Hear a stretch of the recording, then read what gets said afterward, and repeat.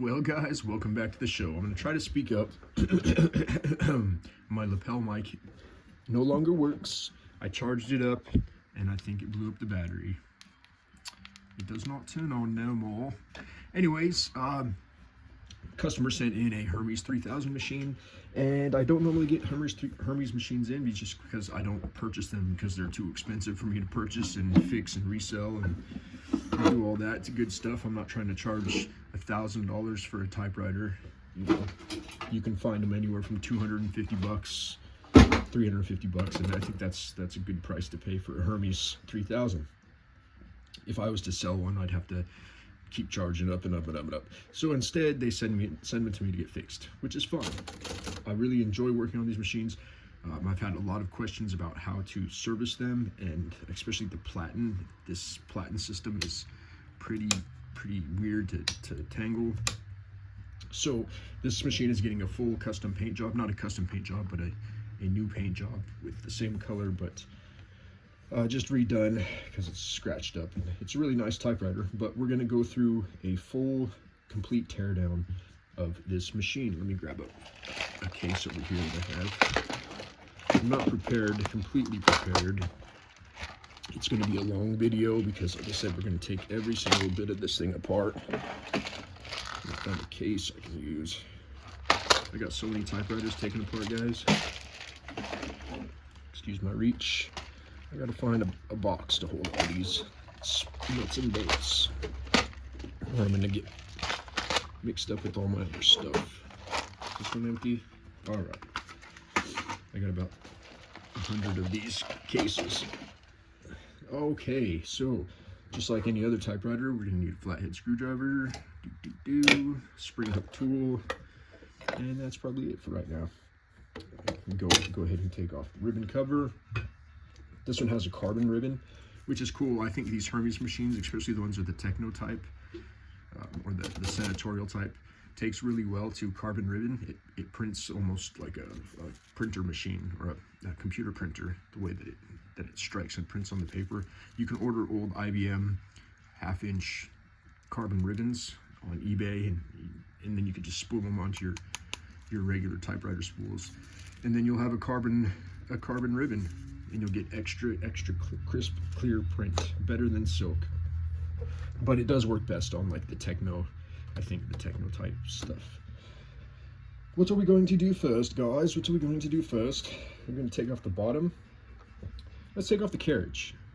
No, what should we do? We'll take off the end caps. That's pretty easy. Hopefully you guys can stay in frame. So it's going to be a long video, but it's going to be a full Hermes teardown, and I'll do like a reassembly of the platen and stuff too on the second video once this is all finished. But we'll go ahead and get started. I'm going to get started by pulling off these two inner screws, flatheads. I'm going to loosen those, and that'll get this ready to pull out. And then we'll take off this knob. Easy, easy, easy. We got that under control. So we got your platen set screws for this side taken off, and then we will go to this side. Now, when I mess with this platen, I try to keep as much of it together as possible because they can be a pain in the butt. And once you get those set screws out, you can take your rod out here, and it's got these little tiny clips that sit inside this guy. You don't want to mess with those too much. You can take this whole knob off, and then these clips will come off, but I try to just leave this whole setup in how it is. That way you don't mess with these bobby pin variable clips or pins or whatever you want to call them. They just pinch in there. I've had these go in wrong, and I pushed in the platen rod, and then I've broken one of these. And if you break one of these, your whole platen won't engage anymore, and you'll have to either find a source to buy a new one or not. So I just decide to leave those how they are. Yeah. I don't think we need to take out the card guides to pull the platen out. I generally take the card guides out just because when they're plastic like this, First of all, they're easy to take out. It's just a couple screws. And then you don't risk cracking them when you start pulling out the platen. So you can go ahead and just remove these 2 screws like so, and then the whole card guide comes out. And then when you go to lift the platen, you're not snapping these card guides, because I've had, you know, Hermes parts you're gonna have to order from Jacques, and then you got to pay overseas shipping and all that. Just one less thing to break on these is one less thing you got to source down. And believe me, I break a lot of parts, guys, just either by going at things too fast or incorrectly, or just not taking enough time to scope things out. I'm going to start taking off these side caps. Pretty self-explanatory here, guys. There's going to be a couple of screws visible on the side and on the back, and then there's going to be 1 screw on the bottom of the carriage. Take that off next.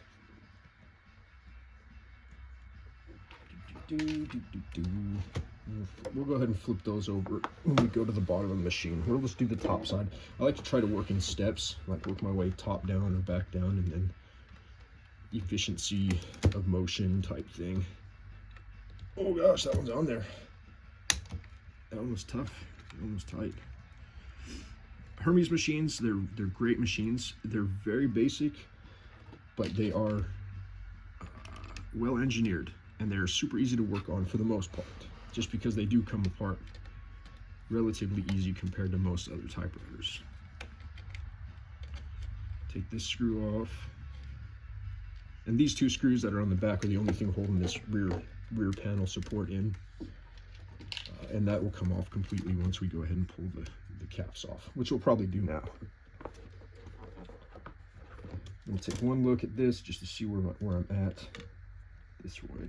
I'm just going to go ahead and pull the platen out, and then keep track of this system that's over here, the variable system. It is a pain in the butt to deal with once you pull this out, because it falls out, and it has to go in a certain way where this thing flips backwards, and it pushes on that, and this all is under spring pressure. But I'm gonna do a whole special video on how I go about installing the Hermes, the easiest way I've found. Just because it is a pain in the butt to do. That's it for the top side. Oops, maybe we could just pull the whole carriage off. We'll pull the whole carriage off. Hermes 3000s carriages are super easy to pull off. There's 2 large clamping screws right here next to the drawband or the mainspring, and once you turn them, you'll see there's a plus and minus, and the butterfly just kind of flips over when you go and turn it the right way. It'll unlock itself. Let me see, where am I at? Where's the negative direction? Negative direction on this one is to the right. Oh man, that one's tough. You might have to get a bigger screwdriver. Okay, once you give it about a half a turn, those levers fold in, and then you're free to go ahead and lift this out. What I do is I'll lock the carriage. I'll put the carriage lock on, and then I'll go ahead and lift it out, just so the bottom of the carriage doesn't fly on me. We'll set that off to the side, and then we're going to take all that apart after we get this removed, because we got to go into that because it's getting a full paint job. You can see here are the 2 butterfly clamps that hold down the carriage, and those just flip into position. There's a plus and minus on there, so just follow that, and when you go to reinstall it, make sure they're horizontally, and then they'll come and lock down. And we'll get into the installation of that when I finish this typewriter, and we'll start putting everything back together. Now's a good time to do like a visual and things. I'll get you guys a quick zoom in.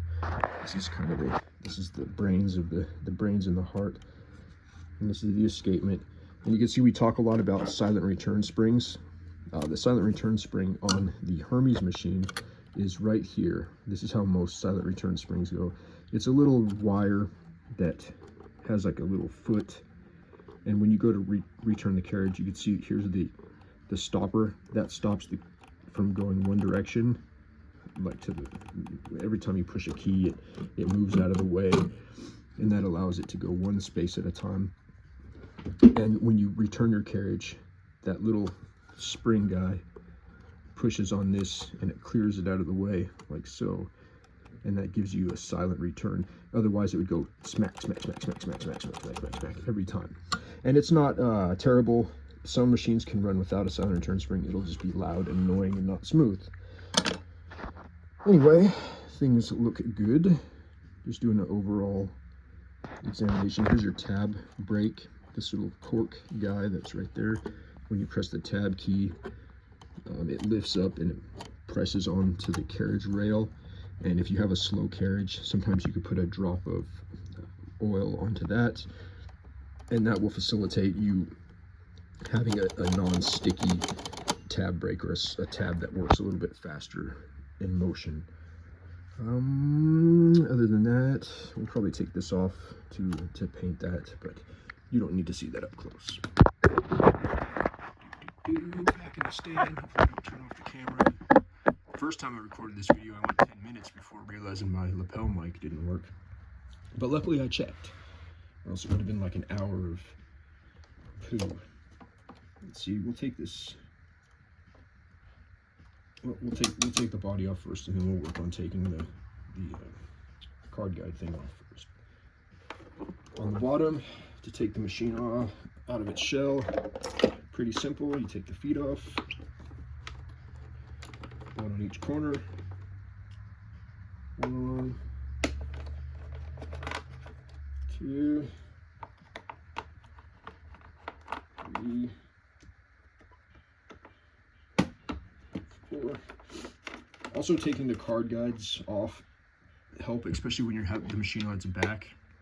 You know, I told you to take the plastic card guides off because when you turn the machine upside down, it's very susceptible to snapping that off. And then this should pop off with a little bit of love.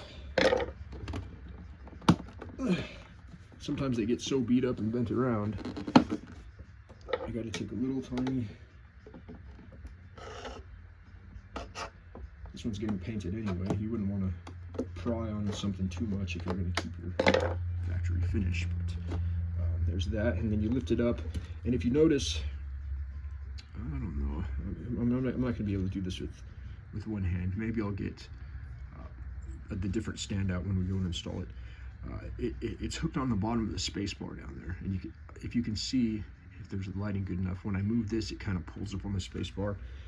You have to go in to the side like this, and then you can go ahead and pull this out. So when you install it, you see it has these L shape. You got to start on this side of there's a little rail right here. Go ahead and start your thing in there, lift up the space bar, and then continue to slide it over to the right. As you're lifting up on the space bar, then you can push it all the way over and then drop it back down, and that will give you your case closed. So up to the left, see how the space bar just dropped, and now you can take it out of that channel. But always just take those steps, or else you're going to run into issues where the space bar isn't working correctly because it's not anchored underneath this area in its position that it needs to be. This is going to get painted too, so we'll get put to the side. Once we're inside the case, it's very simple to take the body off the shell, or the machine out of the rest of the shell, because it has these sliding lock pins. You'll just give these a loosen. You don't have to take these screws out. I'm going to get a better screwdriver, because it looks like somebody's already been in there, and those screws are already kind of wallowed out. So we're going to get a better fitting screwdriver with my Weaver set, the gunsmithing set, and then you're just going to break these ones loose, like so, on each corner.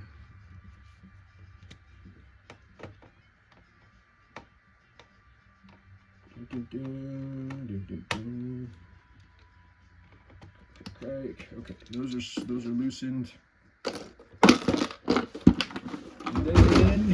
And then you guys watch Dude, Where's My Car, the Chinese food lady. And then so now that we've got these loosened, it's on a track system. You see this screw slides back. slide that one that direction, slide this one this direction. This one is not loose enough.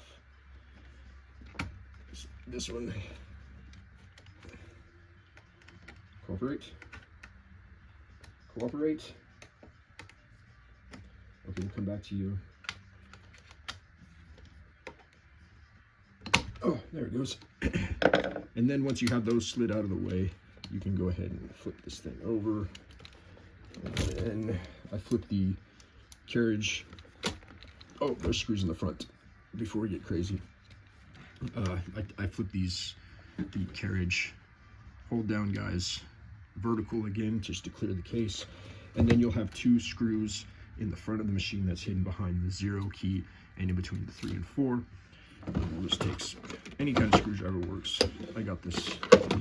I bought a special long screwdriver, so I try to use it whenever I can, just because whatever. You see all the other typewriter mechanics use long screwdrivers, but you don't need to. You don't need to. So we'll get this one and screw out like so. And then the one over here about a 0.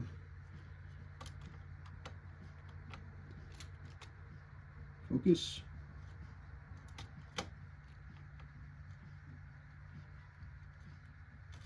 Okay. And these grommets that are in here, they're always worn out. They're always crusty and need replacing. I'll show you that in a second here. So I'll get this. We'll let the screws fall, and then we'll collect them underneath, like so. And now the case should be, in theory, ready to remove, unless this thing slid back. Yeah, that thing slid back into a ring spot. And then it's just a matter of wiggle, and out we go. These are the rubber bushings that I told you, they just crumble away. They're not good. They dry up and they just don't work anymore. For that, you can go and get these grommet assortments at Harbor Freight, or you can order them on Amazon. I think they're like $5. And this will cover all the Vetty machines. You can use them for everything. They're in standard size, but they work for metric machines well enough to call it a day. Yeah, here are those sliding things that we loosened up. When they're in this position, you can remove the body, and then this locks the body in position, and that's where the feet go. So that's how those work. Very ingenious. Simple machines.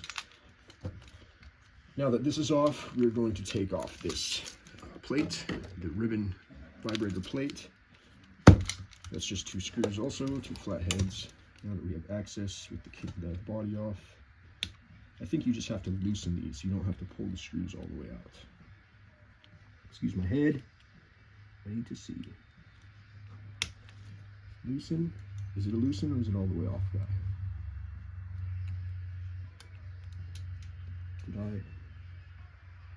I spoke too soon. You do have to take the screws all the way out on these. I know a couple machines you just have to loosen them. The HERMES 2000 has a pin system. It's weird. You can pop these off of the HERMES 2000 with just a screwdriver, but it just has like 2 paper clips that stick backwards and slide into the slots. Unlike this, which is actually refined. So now we can pry up on that. Oh, you could. I did have the ability to just loosen them. See, guys, I know sometimes what I'm talking about. I just don't like to force things if I don't have to. I'll just take the screws out, and now I can repaint this and refinish it. And that also gives you super access to your ribbon lifter if you do need to clean it or service it or replace or repair. And that's it for the main system. We're going to put this away. We'll clean this up later. When it comes time to that, are we done with this? Yeah, we're done with this. I would just remove the rest of these and then pop the feet out. The rubbers on these are really good. They're usually always really good. They just slide out to the side. There's a gap in the frame. They just slide in and out. But we don't need to see that on video. We'll go back to the carriage, and then underneath the carriage, there are these two screws down here for the carriage end caps. You can loosen those. Now those I don't think you have to take off either. Yeah, those you can just loosen, and then carriage end caps come off like so. This you'll have your paper release lever that you have to get around. The paper tray just falls out. There's a spring on it in the back. We'll get to that with the one spring hook object that we're going to have to work with today.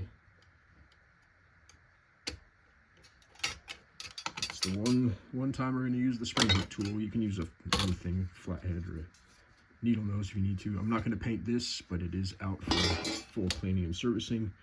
And then I try to keep tabs on the feed rollers, because it is a loose feed roller system where there is a cradle and it just comes off, like they just pop off the sides. And if you lose these, or lose the orientation in your mind how it goes, you're gonna have fun figuring it out later. So just make a mental note or a video or a photo of how these go in, and then which direction those cradle caps go on. As for this front paper guard, there is one spring I like. There is one more spring hook tool thing, which is fun, guys. Spring hook tools are fun to play with. I'll take this off like so, and then this just sits on there. It's just wedged in there. I don't think you need to remove any clips to get this out. There's just two posts on either side of this, and you can just take a screwdriver and go ahead and form that out just a little bit to pop it off one side of the clips, and then it should, in theory, come off the other side like so. And then we'll take the spring off completely and put it in the tray for safekeeping. Hopefully I don't lose the spring. Okay, spring is off. Spring is in the air. Now for this rear thing, we can just lift this off, because like I said, the only things holding on were those inside here. When I paint these machines and service them, I don't take off the rabbit ears, because it is a pain in the butt if you go in there and you have to start bending metal through these tiny holes. And to get this rod out, it is kind of a fixed item. So what I'll do is I'll end up masking it off, and I'll tape it really well. You can take off this guard though. There's two C-clips on either side of this, right here and right here, and you just take a flathead screwdriver and you pry those off. Let's get a junky flathead screwdriver that we don't care if we break the tip. And then we'll go ahead and slide one C-clip off, two C-clips off, put those into the box above, and then we can take the spring and this on the back of the paper guide. There's this phenolic spacer that kind of helps speed things, and it sometimes comes off, but you can leave it on there. And then here's the spring, and it'll just go on back how it came off, like so, with the C-clips to hold it in place. Into the box, into the box. This piece is ready for prep and paint. Prep and paint. I just did one of these for somebody that was a full strip down of all the paint, which is pretty fun. The best way to attack the paper table or the eraser table, I don't take these off often, so we're just going to make sure we're looking at this with good enough vision to see what we're dealing with here.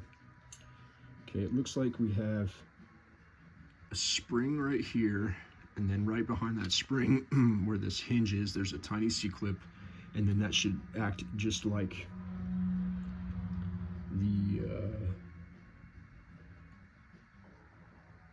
the way we did it with the bottom paper guide table. So I'm going to try to pop this spring out, or this C-clip out, without removing the spring.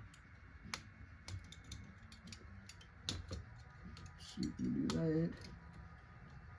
See guys, I don't paint these all that often. It's not sacrilegious to paint these machines. They're just, they're pretty good. They're pretty good how they are. Pull that tiny C-clip out, and then we'll see where we're at, because it looks like it's anchored on this side, on that side, over on the right side a little bit. So let's see if we can pull this off. Right there, got that side off. Do we have to take off the whole ribbon guide thing? Probably. Probably gonna have to take off the whole ribbon guide. Okay, we can do that. We can do that, dude. You want to do that? This, I believe, is just hinged in one location. On this side, the left side of the carriage is going to have another C-clip. Boop. Pop that off. Don't let it fly off into the middle of nowhere. And then that should allow us to pry this paper guide, or the ribbon guide thing up with all the ribbon crap in it, and we'll lift that up out of the way and then slide this off of the other side that was over there, and then we're going to carefully put this back into its position, into its pivot hole, like so, and then we'll make sure this goes back over to this side into its special little pivot hole. And then we're not going to touch it for a long time. We're just going to leave it like that. I have videos on replacing this ribbon system. It is fun, not really, but I have figured out a bunch of easy ways to go about doing it if you guys decide to do it. But I don't recommend it if you don't have to, but a lot of times they are messed up, and you do have to service them, service the ribbon. I'm just playing around now because it's been a while since I've dug around inside one of these. I'm just tightening the ribbon to make sure that it doesn't get caught up in the works. But yes, there is a full disassembly of this thing, and I wouldn't recommend cleaning this with liquids and getting this ribbon liquefied, because it does absorb moisture and it does change the color. So if you do clean it lower than what we have there. Is that it, guys? Do you want to go into taking apart this thing? Nah, you don't want to hear me grinding on stuff.